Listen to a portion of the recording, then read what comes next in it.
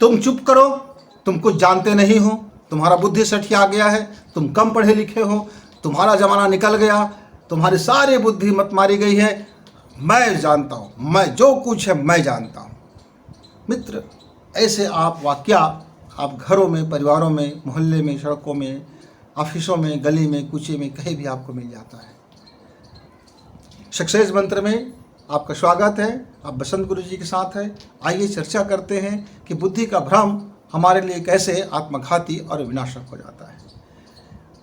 हमारे युवा जब 16 साल के होते हैं, 16 से 25 साल की अवस्था में आते आते उनको ऐसा लगता है कि इस दुनिया का जितना भी ज्ञान है वो सब जानता है।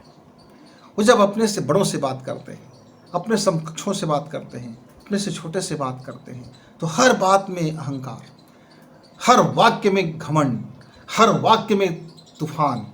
और कहते क्या है, आप नहीं जानते, आप क्या जानो, आप पुराने ज़माने के हो गए हो, आपका तो दिमाग खराब हो गया, आप सठिया गए हो, आपका बुद्धि में जंग लग गया है।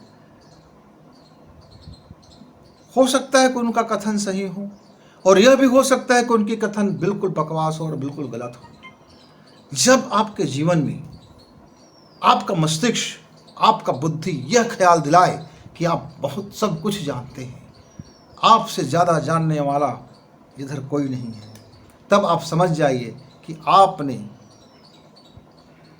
बुद्धि रूपी सुसाइड कर लिया है। आप अपने मस्तिष्क की हत्या कर लिया है, आप अपने ज्ञान को जहर पिला दिया है, आप अपने नॉलेज को धत्ता बता दिया है। अब आप बेहोश में हो, और बेहोश व्यक्ति को हमेशा लगता है कि जो सामने पड़ा हुआ व्यक्ति है वे सब बेहोश हैं, इनको कुछ नहीं आता जाता है। हाँ, कभी कभी कुछ ज़्यादा विद्वान व्यक्ति को भी ये भ्रम हो जाता है। स्टडी करते हैं, दुनिया भर की उनके पास इनपुट होता है, सूचनाएं होती हैं, डाटा होता है, बहुत सारी चीज़ें होती है, उसमें भी उनका मति भ्रम हो जाता है कि जानता तो मैं ही हूँ, तुम क्या जानते हो, मैं ही जानता हूँ। जब आदमी यह कहने लगे मैं ही जानता हूँ, तब समझ जाइए कि इस व्यक्ति का मति मारा गया। अब यह अज्ञान एक बीमारी है, लेकिन उस अज्ञानी को अज्ञानी कहोगे तो सिवाय विवाद के और विषाद, शोक सब व्याप्त हो जाएगा। फिर एक बड़ा ज्ञानी था, वह हर चीज़ों का प्रश्न का उत्तर उनके पास गजब के हुआ करते थे। प्राचीन समय की बात है, उस समय हमारा कंप्यूटर जगत नहीं था, वेबसाइट नहीं हुआ करते थे, गूगल नहीं हुआ करते थे, अन्य संसाधन नहीं हुआ करते थे, और वह व्यक्ति उस समय बड़ी ज्ञान में महारत हासिल था। यह घटना मैं आपको बता रहा हूँ, जनक जी का समय का है। राजा जनक जी यानी कि वैदेही, जो आध्यात्मिक जीवन में परम काष्ठा पर जिनका जीवन था, इसलिए उनको देह रहते हुए भी वैदेही कहा गया। वो उनके सभा में खूब विद्वान लोग रहा करते थे, और वो हमेशा विद्वानों का वहाँ संवाद हुआ करते थे। वहाँ हर व्यक्ति एक से बढ़कर एक आते थे, और अपने आप को विद्वान, परम विद्वान घोषित करने के लिए सबका चलता था, प्रतियोगिता चलता था, कंपटीशन होता था। और उसमें एक परम भट्ट था, विद्वान था उस जमाने का, उन्होंने शर्त रखा था कि भाई जो भी मुझसे हारेगा और वो मृत्युदंड को प्राप्त होगा। मतलब ये छोटे मोटी शर्त नहीं था। कई विद्वान आते थे, वैदिज्ञ आते थे, शास्त्रज्ञ आते थे, और वो उनके कुछ ऐसे सवाल हुआ करते थे कि वह बुद्धि भ्रम में फंस करके बड़े अच्छे अच्छे उच्च कोटि के विद्वान हार जाते थे, और उनको अब सजाएं होती थी नहीं होती थी बात की बात है, पर हार जाते थे। उस व्यक्ति को बुद्धि भ्रम हो गया कि उससे तो ज़्यादा जानने वाला इस पृथ्वी में अब कोई है नहीं। 100 विद्वानों को हरा चुका था, और उस जमाने में 100 विद्वान होना इस भारत भूमि के लिए बहुत बड़ी बात है, क्योंकि विद्वानों की जरा कभी तो हर समय होता है, उस समय भी हुआ करते थे। सूचना तंत्र भी कमज़ोर था, कई लोग अपने ज्ञान बघारने के लिए आते थे, और कई तो सच में ज्ञानी रहते थे, पर बुद्धि भ्रम से सबको भ्रष्ट हो जाते थे और सबका मति मारा जाता था। ऐसे ही एक दिन उनके दरबार की घटना है।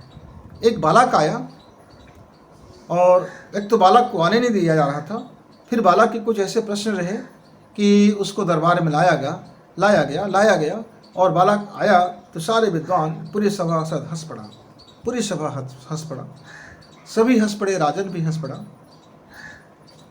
वह बालक ने बोला कि मैं तो समझ रहा था कि मैं विद्वानों की सभा में आया हूँ, पर ये क्या, मैं तो देख रहा हूँ कि यहाँ तो सारे लोग चमार बसे हुए हैं, सब चमड़ी को देखते हैं, सब मेरे दिव्यांग को देख के हंस रहे हैं, जिनको इतना भी तमीज़ नहीं है कि यह शरीर का अंग का टेढ़ा मेढ़ा हो जाना, हाँ, शरीर के अंग का टेढ़ा मेढ़ा हो जाना, इसमें कौन सी हंसने की बात है, ये तो प्रकृति का है, हो गया तो हो गया। लेकिन मैं तो सुना था कि हाँ परम विद्वान रहते हैं। मित्र, यह कोई और व्यक्ति बालक नहीं था, वह परम ज्ञानी गुरुश्रेष्ठ अष्टावक्र जी थे।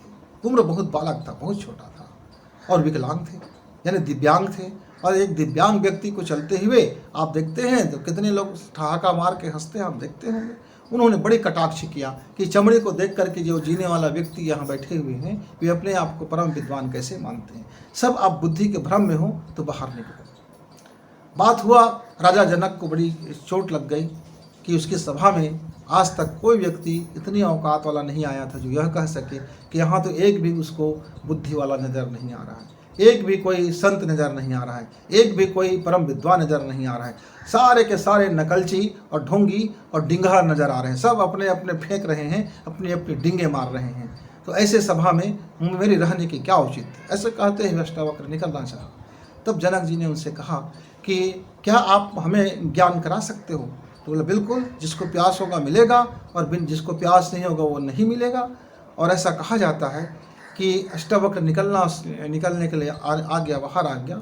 एक उनके पास छोटा सा घोड़ा था जिस पर बैठ के आए थे। राजा जनक ने कहा कि मुझको परम ज्ञान की ज़रूरत है, मैं परम ज्ञान चाहता हूँ, मेरी प्यास बुझाइए। तो जैसे ही उसने कितना समय लगेगा पंडित जी, तो उसने कहा कि जितना समय में मैं अपने घोड़े में बैठूंगा और मैं अपना घोड़े का एड़ दबाऊंगा उतने समय में आपको परम ज्ञान हो सकता है।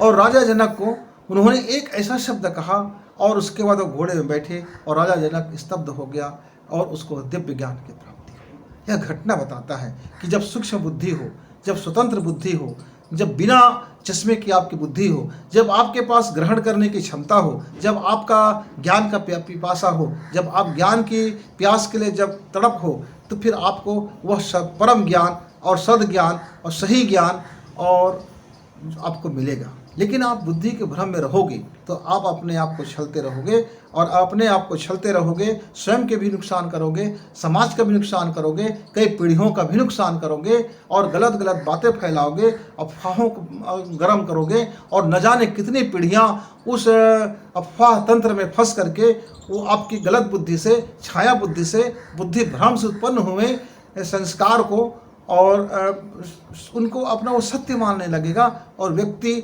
उसी तरह से अपने जीवन को साइनाइड की तरह वह मारता हुआ जाएगा, खुद के हाथों से खुद के शरीर में आग लगाता हुआ जाएगा, खुद के हाथों से खुद के शरीरों को वह नुकसान पहुंचाता जाएगा और कहता जाएगा कि मैं तो सब कुछ जानता हूँ। कहीं ये बीमारी आप में तो नहीं मित्र?